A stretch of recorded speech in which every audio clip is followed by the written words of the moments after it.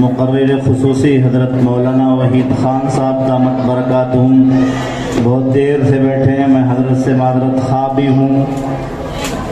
درخواست کرتا ہوں کہ حضرت اپنی قیمتی نصیحتوں کو ہم سب سے محسوس فرمائیں۔ نحمده ونصلي على رسوله الكريم اما بعد فاعوذ بالله من الشيطان الرجيم بسم الله الرحمن الرحيم اقرأ باسم ربك الذي خلق صدق الله العظيم وقال النبي صلى الله عليه وسلم كلكم راع وكلكم مسؤول عن رعيته او كما قال عليه الصلاة والسلام۔ واجب الاحترام بزرگوں، عزیز ساتھیوں اور پردہ نشین ماؤں اور بہنوں اور عزیز طلباء، اللہ تعالیٰ کا بہت بڑا فضل و کرم کہ اللہ تعالیٰ نے آج ہم تمام کو یہاں پر قرآن کی نسبت سے، دین کی نسبت سے اپنے بچوں کا پروگرام دیکھنے کے لیے جمع فرمایا۔ آپ یہ ہرگز نہ سوچیں کہ آپ کا یہ ایک بچے کا پروگرام ہے، بلکہ آپ یہ سوچیں کہ آپ کی ایک نسل کا پروگرام ہے، جنہوں نے دینداری کا مظاہرہ پیش کیا، ایک دینی پروگرام پیش کیا۔ کیونکہ ہمارے بزرگان دین ایک بڑی عجیب بات فرمایا کرتے تھے، وہ بولتے تھے کہ مرد اگر دیندار بنتا ہے تو دین گھر کی دہلیز تک پہنچتا ہے، عورت اگر دیندار بنتی ہے تو دین گھر کے اندر پہنچتا ہے، لیکن جب بچہ دیندار بنتا ہے تو دین خاندانوں تک پہنچتا ہے۔ آپ چونکہ دور سے بھی آئے ہیں اور دیر تک بھی بیٹھے رہے، اللہ آپ کے دیر سے بیٹھے رہنے اور دور سے آنے کو قبول فرمائے، اور جتنی دیر تک ہماری نسلیں چلے گی، جتنی دور تک جائے گی، انشاءاللہ اسلام باہر تک پہنچے گا، اس بیٹھنے کی برکت سے، اس مجاہدے کی برکت سے۔ یہ بچے ہمارے لیے ایک کیپٹل ہیں، ایک سرمایہ ہے۔ یہی بچے ہمارے لیے دنیا میں بھی کامیابی کا ذریعہ ہے اور آخرت میں بھی کامیابی کا ذریعہ ہے۔ ہم لوگوں کو چاہیے کہ ان بچوں کو جہاں ہم اپنی دنیا کی کامیابی کا ذریعہ بنا رہے ہیں، وہیں پر آخرت کی بھی کامیابی کا ذریعہ بنا دیں، کیونکہ اکثر یہی دیکھا جا رہا ہے، حالات جب سے خراب ہو رہے ہیں، ہواؤں میں زہر پھیلتا جا رہا ہے، بے دینی، بد دینی، دین بیزاری پھیلتی جا رہی ہے، لوگوں کی توجہ دنیا داری کی طرف زیادہ ہو رہی ہے اور دینداری کی طرف بالکل ہی کم توجہ ہو رہی ہے، بلکہ نہیں کے برابر ہو رہی ہے۔ اس لیے ہمارے لیے ایک فریضہ یہ ہے، ہمارا یہ فرض ہونا چاہیے کہ ہم جہاں تک ہو سکے اپنے بچوں کو سب سے پہلے دیندار بنانے کی کوشش کریں۔ اسی بات کو میں مد نظر رکھتے ہوئے آپ حضرات کے سامنے 4 ذمہ داری والے کام دے کر جا رہا ہوں، جو خصوصاً آج ہمارے ملک کے اندر ہر والدین کے لیے ضروری ہے کہ وہ اپنے بچوں کے سلسلے میں ان 4 چیزوں پر خاص توجہ دیں۔ سب سے پہلی چیز دینی تعلیم، کچھ دے یا نہ دے لیکن پہلے نمبر پر دینی تعلیم ضرور دیں، اس کو ایک سچا پکا مسلمان بنا ڈالیں۔ دوسرے نمبر پر دنیاوی تعلیم بھی اپنے بچوں کو ضرور دیں۔ تیسرے نمبر پر بچوں کے دستاویزات ہو یا اپنے ڈاکومنٹس ہو، یہ سب کے سب صحیح ضرور کریں۔ چوتھے نمبر پر ہمارے بچوں کے جہاں روح کے بارے میں ہم فکر کر رہے ہیں کہ بچہ دیندار بن جائے، سچا پکا مسلمان بن جائے، وہیں پر چوتھے نمبر پر ہمارے بچے فزیکلی، جسمانی طور سے بھی ہمیشہ فٹ رہیں، فزیکل فٹنس کے سلسلے میں بھی خاص خیال رکھیں۔ سب سے پہلی چیز جو بالکل اہم ہے، جس سے بچے دنیا میں بھی کامیاب ہوں گے، آخرت میں بھی کامیاب ہوں گے، وہ ہے دینی تعلیم۔ دینی تعلیم کے لیے اللہ تعالیٰ نے قرآن مجید کو اتارا، اللہ تعالیٰ نے نبی کریم صلی اللہ علیہ وسلم کو اتارا، ان کی سیرت ہمارے سامنے۔ ہم لوگ کبھی قرآن مجید کو سمجھے ہی نہیں، ہم نے کبھی نبی کی سیرت کو سمجھا ہی نہیں۔ قرآن مجید آئی تھی ہمیں بادشاہ بنانے کے لیے، ہمیں راجہ بنانے کے لیے، ہمیں حکومت کرنے کے لیے، ہم یہاں دنیا میں رول کرنے کے لیے آئے ہیں۔ نبی کریم صلی اللہ علیہ وسلم کی سیرت ہمیں یہ سکھانے کے لیے آئی تھی کہ کس طرح سے تم بادشاہ بنتے ہو، خلیفہ بنتے ہو، اور جانوروں تک کو تم لوگ خوش رکھتے ہو۔ یہ سیرت ہمیں سکھانے کے لیے آئی تھی، یہ قرآن ہمیں سکھانے کے لیے آیا تھا، لیکن ہمارے خصوصاً ہندوستان کے مسلمان اس بات پر راضی ہیں کہ ہم بھیک مانگتے مانگتے زندگی گزار لیں گے۔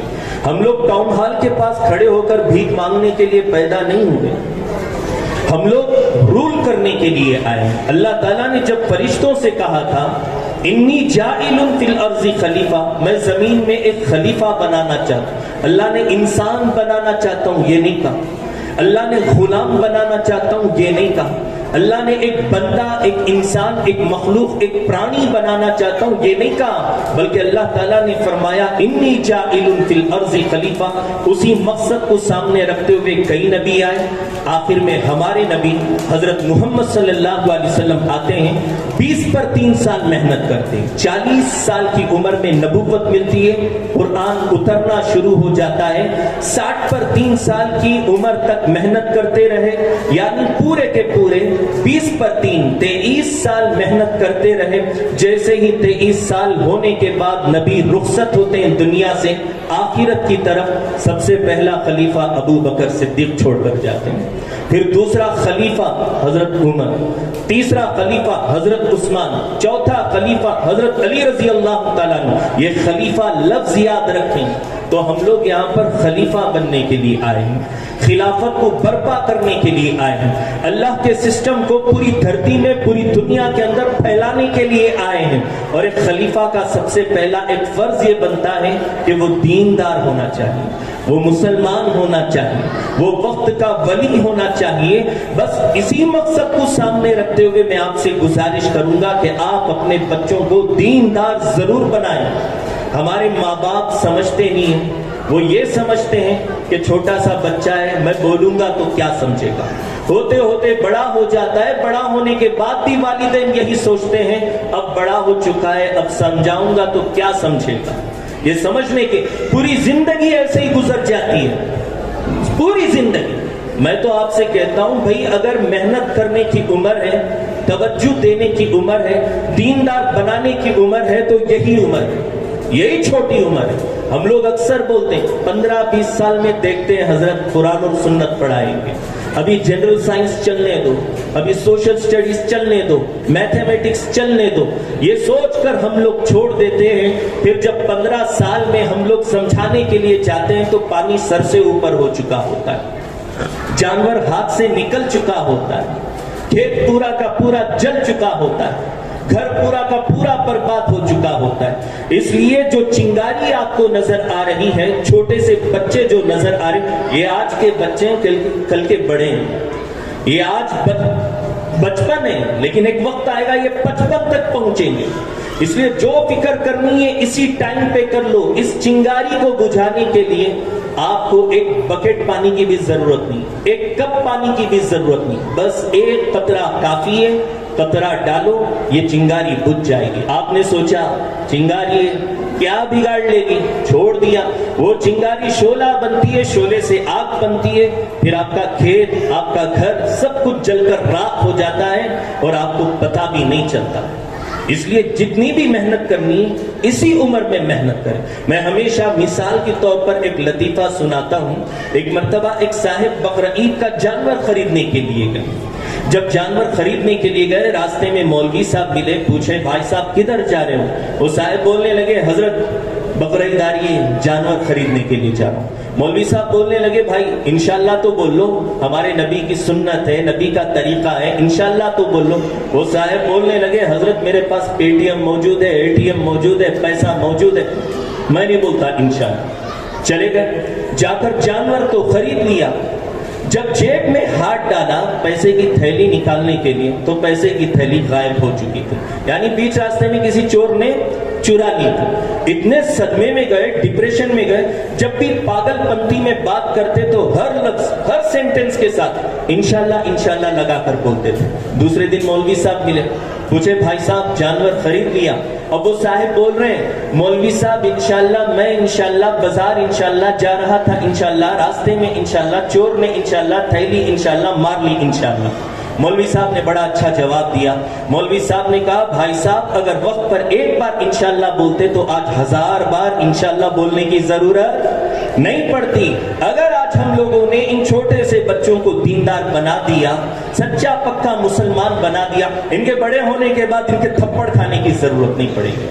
ان کے لات اور مکے کھا کر گھر سے نکل کر old age home, retired home, بزرگوں کے گھر میں جا کر زندگی بسر کرنے کی ضرورت نہیں پڑے گی. جو کچھ بھی کرنا ہے اسی عمر میں کرو. نبی کریم صلی اللہ علیہ وسلم نے بھی اسی لیے فرمایا کہ جب بچہ 7 سال کی عمر کا ہو جائے تو اس کو نمازی بنانا. نمازی سے مراد نمازی نہیں ہے، دیندار مراد ہے، کیونکہ نماز کے بارے میں ہمارے نبی کا فرمان ہے الصلاۃ عماد الدین، نماز دین کا ستون. ومن اقامہا اقام الدین، جو نمازی بنا وہ دیندار بنا. ومن ہدمہا ہدم الدین، جو بے نمازی بنا وہ بے دین بنا. اگر 7 سال کی عمر میں بچہ نمازی بن جائے تو وہاں سے اس کی دینداری چالو ہو جاتی ہے، شروع ہو جاتی ہے. ہم لوگوں نے اس حدیث کو سمجھا نہیں. عیسائیوں نے، یہودیوں نے اس حدیث کا ریسرچ کیا، اس کا پوسٹ مارٹم کیا. انہوں نے نکال کر دیکھا کہ ان مسلمانوں کے نبی حضرت محمد عربی جب بھی کوئی بات بولتے ہیں، بڑی پوائنٹ کی بات بولتے ہیں. اس کا ریسرچ کرو، اس کے اندر جو ذخیرہ ہے، جو خزانہ ہے وہ نکالو. انہوں نے یہی نکالا کہ بچپن میں بچوں کا ذہن خالی ہوتا ہے، جو چیز ڈال دو گے وہ مرتے دم تک رہے گی. اب ان لوگوں نے کام شروع کر دیا. ہم لوگ کیا بولتے ہیں بچوں کو کہ بیٹا جلدی سو جاؤ، صبح میں اسکول کے لیے جانا ہے. یہاں پر بچہ مسلمان نہیں بنتا. بچہ اس وقت مسلمان بنتا ہے جب ہم بچوں کو بولتے ہیں بیٹا جلدی سو جاؤ، فجر کی نماز کے لیے اٹھنا ہے. یہاں سے بچہ مسلمان بننا شروع ہو جاتا ہے. عیسائیوں کو دیکھ لو، 7 سال تو دور کی بات، 3-4 سال کی عمر میں ہی بچوں کو LKG، نرسری، UKG، پاؤ KG کے نام پر لینا شروع کر دیتے ہیں. کھل گئی اسکول ہے ان کی مشنریز کے نام پر. اس لیے بچوں کو جتنا بھی دیندار بنانا ہے اسی عمر میں بنائیں، کیونکہ ہم لوگ دوسرے نمبر والی چیز پر تو عمل کر ہی رہے، اس پر بولنے کی ضرورت نہیں. مجھے ایجوکیشن پر بولنے کی ضرورت نہیں ہے، اور ہونا بھی چاہیے. ایجوکیشن ہمارے بچوں کو ملنا چاہیے. میں نے جو آیت تلاوت کی تھی شروع میں، اقرأ بسم ربک الذی خلق، یہ وہ آیت ہے جو سب سے پہلی آیت نبی کریم صلی اللہ علیہ وسلم پر اتری تھی. اس آیت کے اندر جو پہلا لفظ ہے اقرأ، اس کا مطلب ہے پڑھو، ایجوکیشن حاصل کرو. Knowledge is the most powerful weapon.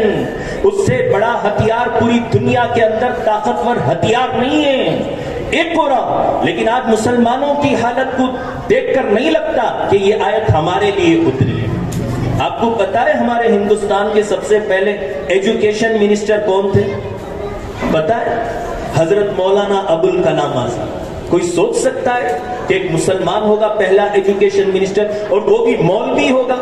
اس لیے یہ دوسرے نمبر والی چیز بھی ضرور دیں. بچوں کو ڈاکٹر بنائیں، انجینئر بنائیں، لیکن جب پہلے نمبر والی چیز دے دیں گے دینی تعلیم، تو دوسرے نمبر والی چیز میں آپ کا بچہ صرف ڈاکٹر نہیں بنے گا، مسلمان ڈاکٹر بنے گا، مسلمان انجینئر بنے گا. میں اسکول کے خلاف نہیں بول رہا ہوں، اسکولوں کے خلاف نہیں بولتا. میں اسکول کی تعلیم کو مانتا ہوں، لیکن اسکول کی تربیت کو میں نہیں مانتا. اسکول کی تربیت اتنی خراب سے خراب ہوتی جا رہی ہے. ہمارے بچوں کے بگڑنے کا سب سے پہلا ذریعہ یہ اسکول ہی ہے. اس اسکول کی تربیت کے سلسلے میں اگر جاننا چاہتے ہو، ہمارے ڈاکٹر اقبال سے کو پہلے پڑھنا سیکھو، ان کو سمجھنا سیکھو. انگریزوں کے ٹائم میں ڈاکٹر اقبال نے انگریزوں کے سسٹم سلیبس کو دیکھ کر انہوں نے اس وقت اندازہ لگا لیا تھا کہ یہ انگریز جب جائے گا تو اپنی گندی چیزیں یہاں چھوڑ کر جائے گا ہندوستان میں. اس وقت کو ایجوکیشن کے سلسلے میں لڑکے اور لڑکیاں جو مل کر پڑھتی ہے اسکولوں کے اندر، کو ایجوکیشن، اس کو ایڈ کے بارے میں ڈاکٹر اقبال نے بہت زمانے پہلے کہا تھا، عام ہوگی عاشقی کالج کے عرض و طول میں، لیلا اور مجنوں نظر آئیں گے ہر اسکول میں. صاف نظر آ رہا ہے، صاف نظر آ رہا ہے. مجھے اعتراض ہے اسکول کے اندر تو ان کی تربیت سے اعتراض ہے. تربیت اگر ہوگی تو صرف اور صرف مکتب میں ہوگی، اساتذہ کرام کر سکتے، اسکول کے ٹیچر نہیں کر سکتے. اسکول کے ٹیچر تو الٹا یہ بول کر بھیجتے کہ بیٹا جب فادر ڈے آئے تو اس وقت باپ کو باپ ماننا، فادر ڈے نکل جائے تو باپ مہا پاپ ہو جاتا ہے. مدر ڈے آئے تو ماں کو ماں ماننا، جیسی مغرب میں سورج ڈوبا اور وہی ماں نوکرانی بن جاتی ہے. وہ بوٹ پالش کرنے والی بن جاتی ہے. یہ چونچلے کہاں سے, یہ پیٹرن ہمارے بچوں کو کہاں سے ملے؟ بچوں کا دن, محبت کا دن, یہ ڈے وہ ڈے, ہر ڈے کچھ نہ کچھ دے, کہاں سے مل گیا ہمارے بچوں کو؟ جبکہ ہمارا اسلام تو صاف صاف کہتا ہے جب تک دم میں دم ہے تیری ماں ہے, تیری ماں کے قدموں کے نیچے تیری جنت ہے. جب تک تیرا باپ ہے, تیرا باپ تجھ سے خوش ہوگا تو خدا بھی تجھ سے خوش ہوگا. تیرا باپ تجھ سے ناراض ہو جائے گا تو رب بھی تجھ سے ناراض ہو جائے گا. یہ اسلامی تعلیم ہے, اور وہ اسکول کی تعلیم ہے جہاں پر تربیت نہیں ہو رہی ہے, صرف تعلیم دے رہے ہیں. اور میں تو بولتا ہوں بھائی تعلیم اگر دی ہے پوری دنیا کو تو صرف اور صرف محمد صلی اللہ علیہ وسلم نے دی. کسی اور کے اندر اتنی مجال نہیں, اتنی ہمت نہیں کہ وہ ہمیں تعلیم سکھا سکے. ہاں, انگریزوں کو پاخانہ کرنے کا انداز نہیں معلوم, طریقہ نہیں معلوم, کھانے کا طریقہ نہیں معلوم, وہ ہمیں کیا تعلیم دیں گے؟ ہم لوگ سمجھتے ہیں یہ ڈاکٹرنگ برٹش کی طرف سے آئی ہے, یہ دنیاوی تعلیم ہے. کوئی تعلیم دنیاوی تعلیم نہیں, دینی تعلیم ہی ہوتی ہے.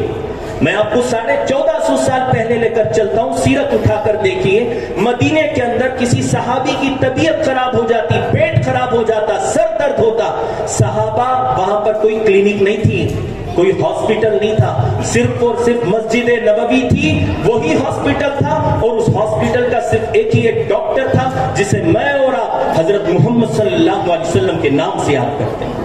سمجھے؟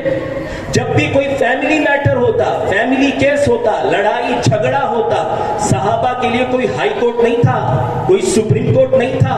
پورے صحابہ مسجد نبوی کی طرف جاتے. اس مسجد نبوی کے اندر ایک جج بیٹھا رہتا تھا جس کو میں اور آپ حضرت محمد صلی اللہ علیہ وسلم کے نام سے یاد کرتے.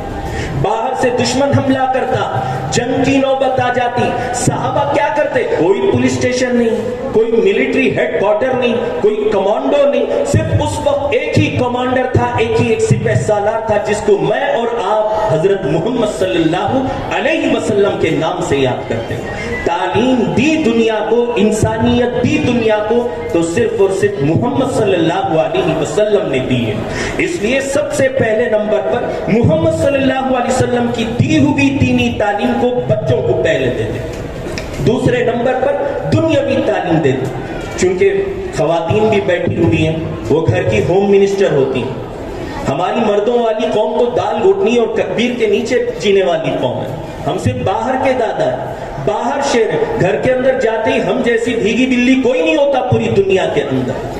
اس لیے میں ماؤں بہنوں سے بھی گزارش کروں گا, اگر آپ چاہو تو ہمارے بچوں میں انشاءاللہ کوئی ٹیپو سلطان پیدا ہو سکتا ہے, کوئی محمد بن قاسم پیدا ہو سکتا ہے, کوئی سلطان صلاح الدین ایوبی ضرور پیدا ہو سکتا ہے. ماؤں بہنوں سے گزارش کرتا ہوں, کیونکہ ماؤں بہنوں کے حالات اتنے خراب ہوتے جا رہے ہیں فی الحال اس زمانے میں.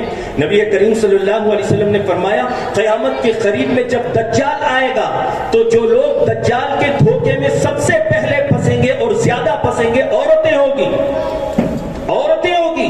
میرے نبی کریم صلی اللہ علیہ وسلم نے 1450 سال پہلے برقع پردہ یوں ہی نہیں دے دیا, یہ سب کچھ سوچ سمجھ کر دیا گیا تھا, سمجھے, تاکہ گھر سے باہر نہ نکلے اور نہ ہی دجال کے جال میں پھنس سکے.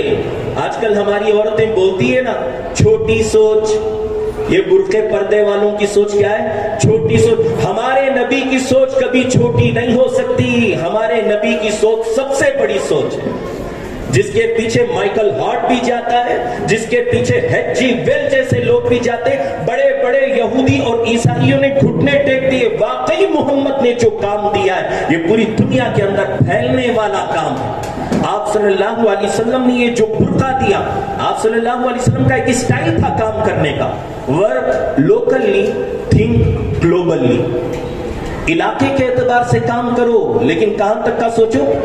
پوری دنیا تک کا سوچو. آج وہ برقع کہاں کہاں پھیل گیا, اسلام کہاں کہاں پھیل گیا. سسٹم ایسا دیا, آپ چوروں سے پریشان ہیں. میرے نبی نے کہا تم مالدار ہو, تم زکات تو نکالو, چور بننا بند ہو جائیں گے.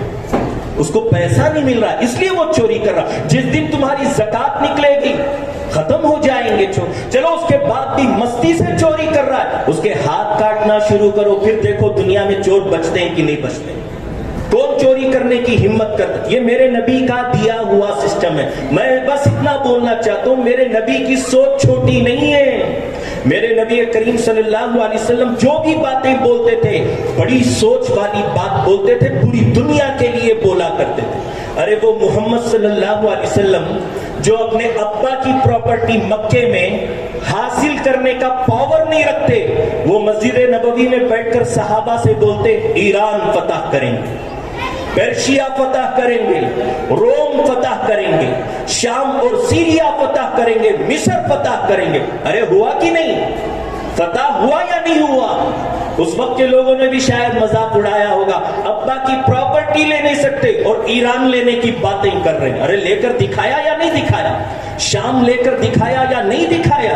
یہ نبی کریم صلی اللہ علیہ وسلم کی اگرچہ کہ لفظ چھوٹے چھوٹے ہیں لیکن بڑے پاورفل ہیں۔ اس برقعے کو کم نہ سمجھیں۔ ہماری عورتیں آج کل بولتی ہے my life my body my choice, میری زندگی میرا جسم میری مرضی۔ نہیں، جسم جس کا دیا ہوا ہے صرف اسی کی مرضی چلے گی، جان جس کی دی ہوئی ہے صرف اسی کی مرضی چلے گی۔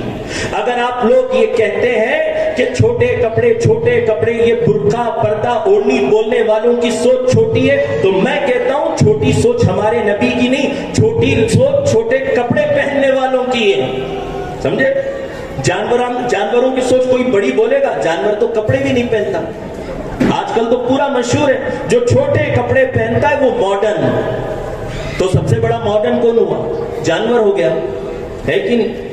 اس لیے میں ماؤں بہنوں سے گزارش کروں گا دینی تعلیم میں ذرہ برابر بھی ملاحظہ نہ دیا جائے، بچوں کو کوئی کمپرومائز نہ کریں، کوئی صلح اور مصالحت بالکل نہ کریں۔ دینی تعلیم میں ٹائم پہ بھیجنا ہے، روزانہ بھیجنا ہے۔ حضرت جو اصول بتائیں، جو رولز اور کنڈیشنز بتائیں، اس رولز اور کنڈیشنز کو فالو کرتے ہوئے بھیجنا ہے، کیونکہ عورتوں پر جتنا بڑا نبی کا احسان ہے کسی پر نہیں ہے۔ میں کھل کے بولتا ہوں، اسلام آیا ہی ہے، میرے نبی آئے ہی ہیں عورتوں کو بچانے کے لیے۔ جب نبی آئے تھے نا، نبی کے آنے سے پہلے بچی پیدا ہوتی تو اس کو زندہ دفن کیا جاتا، عرب کے اندر زندہ۔ آپ ہندوستان کی تاریخ اٹھا کر دیکھ لیں، شوہر مر جاتا تو بیوی کو اٹھا کر شوہر کے ساتھ جلا دیا جاتا تھا، ستی جس کو کہتے ہیں، ستی۔ مصر کے اندر دریا میں پانی نہیں ہوتا، ندی میں پانی نہیں ہوتا، نوجوان خوبصورت لڑکی کو دلہن بنا کر اس کی بلی دی جاتی تھی۔ یہ کیڑے مکوڑوں والی زندگی عورتوں کی تھی۔ ایک مرتبہ ایک صاحب اپنی بیٹی کو اٹھائے، زندہ دفن کرنے کے لیے گئے، کھڈا کھودا، کھلونے رکھے، بچی کھیلنے لگی، اوپر سے مٹی ڈالنے لگے۔ بچی کو لگا کہ ابا جان بھی مٹی سے کھیل رہے ہیں، چلو کھیلتے ہیں۔ جب وہ مٹی منہ تک پہنچی، ناک تک پہنچی، دم گھٹنے لگا، سانس ختم ہونے لگی، اس وقت بچی کو سمجھ میں آیا کہ ابا جان کا پروگرام ہی کچھ اور ہے۔ پورا دفن کر کے جب واپس جاتے ہیں تو جہالت کا زمانہ دیکھیے، کعبے کی کمیٹی تالیاں مارتی تھی، کانگریچولیشن، ویری گڈ، بہت اچھا کام کیا، یہ لڑکی یہ بیٹی تمہارے اوپر دھبا تھی۔ اس وقت کوئی کینڈل مارچ نکالنے والا نہیں، کوئی ایف آئی آر درج کرنے والا نہیں، کوئی عورتوں کے حق کے لیے، وومنس رائٹس کے لیے رونے والا نہیں، آواز اٹھانے والا نہیں۔ پوری تاریخ کے اندر سب سے پہلے اگر کسی نے آواز اٹھائی، میرے اور آپ کے نبی حضرت محمد صلی اللہ علیہ وسلم نے اٹھائی۔ انہوں نے زمانے سے کہا، ظالموں، بچیوں کو زندہ کرنے والوں، آج کان کھول کر سن لو، میری بیٹی فاطمہ میرے جگر کا ٹکڑا ہے، خبردار جو دفن کیا۔ ایک وقت وہ بھی آیا، ایک صحابی بچی کو پیار کر رہے تھے، نبی کریم صلی اللہ علیہ وسلم پوچھنے لگے، بیٹیاں بڑی پیاری ہوتی ہیں نا؟ تو وہ صحابی بولنے لگے، یا رسول اللہ آپ دنیا میں تشریف لائے اس لیے پیاری لگ رہی ہے، ورنہ اس سے پہلے 11 دودھ پیتی بچیوں کو میں نے زندہ دفن کیا۔ یہ میرے نبی کا احسان ہے عورتوں کے اوپر۔ اس لیے ٹی وی سیریل کے چکر میں، فلموں کے چکر میں، اڑوس پڑوس کے چکر میں، یہ ماڈرن فیملی بننے کے چکر میں، یہ لیٹسٹ زمانے کے چکر میں، یہود و نصارہ کے چکر میں اپنے بچوں کو کبھی دینی تعلیم سے محروم نہ کرنا، دور نہ کرنا۔ بچہ کمائے یا نہ کمائے، لیکن ہمارے مرنے کے بعد اگر وہ سورہ فاتحہ بھی پڑھے گا تو وہ ہمارے اکاؤنٹ میں پہنچنا چاہیے، وہ ہمارے قبر تک پہنچنا چاہیے، اس قابل بنا دے۔